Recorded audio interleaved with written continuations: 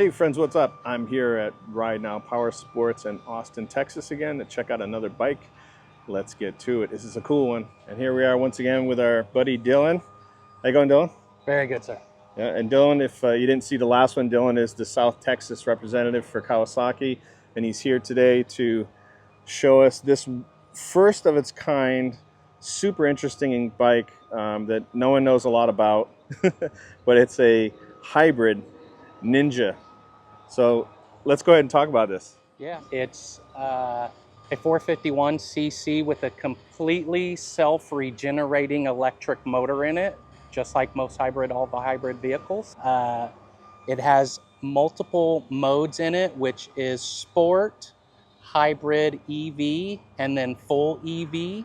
And the great importance of that is in full EV mode, you are a completely automatic transmission going 1 through 4 gears. When you go into the hybrid and the sport modes, it will facilitate back and forth between 1 to 6 gears, depending on how you set it. So a very unique feature of this bike, which you can see down here, is that it's clutchless and shiftless on the foot and on the hand pedal. If you come up here to the left hand, you'll see that we now have paddle shifters incorporated into it.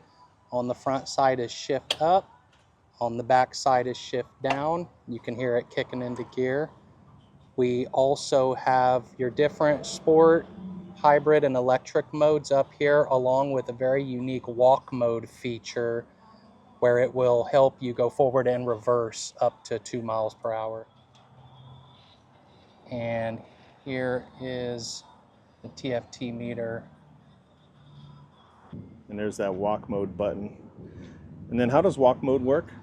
So when you switch it into walk mode here with your left hand, you want to be on the bike, and it will help you on specific inclines or declines. You would just roll your throttle forward for forward and backwards for reverse. I think it'll go up to 2 miles per hour. That's very handy. It's not an extremely heavy bike, but that's handy on if you want to park on an incline, or if you're in a lot of restaurants and bars around here have gravel and dirt kind of packed parking lots. You can easily slip and fall. So yeah, this bike, mentioning the weight, it's 502 pounds, almost 503 pounds. So it's the battery. The battery's the heavy part, and its seat height is 31.3, and you can see here Dylan's sitting on it. Dylan is about 5'8", 5'9", flat-footed, totally easy, comfortable to ride. How's that feel? Yeah, it feels incredible. You know, it's a full-size sport bike, big gas tank, big regenerative battery system, but it also has really a good, confidence-inspiring seat height, which allows you to have both feet down and a really good and comfortable riding position, not in a full tuck, but almost more in a kind of a touring mode. All right, so a lot of people are going to wonder, because this is a hybrid, you know, what kind of range do you get on this bike? So it's got a 3.7 gallon tank along with that battery. So what do you say, Dylan? It's kind of hard to calculate.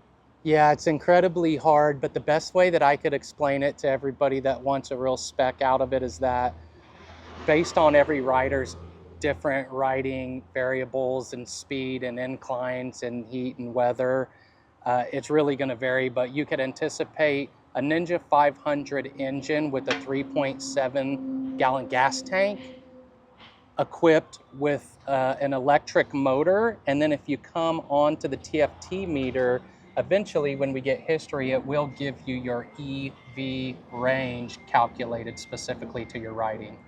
All right, so like a lot of modern cars today, not just hybrid cars, but all cars have engine stop.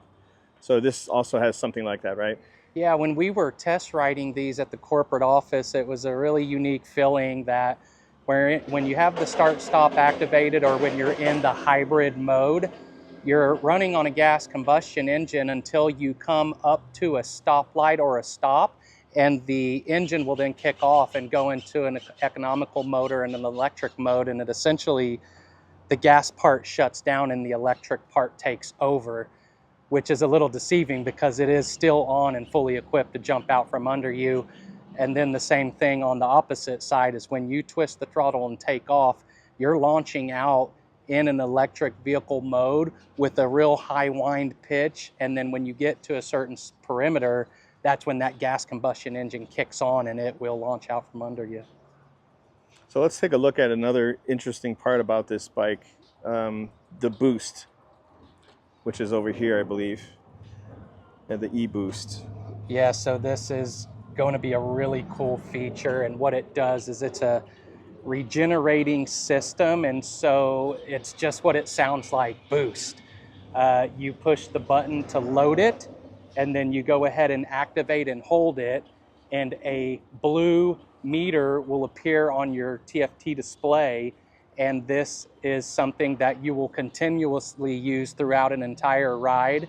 It will last and give you probably a little more than 5 seconds of hard boost and then go down, and it'll take it probably roughly 30 seconds to regenerate that amount of electric power in there, and it pulls away from you. It is very noticeable.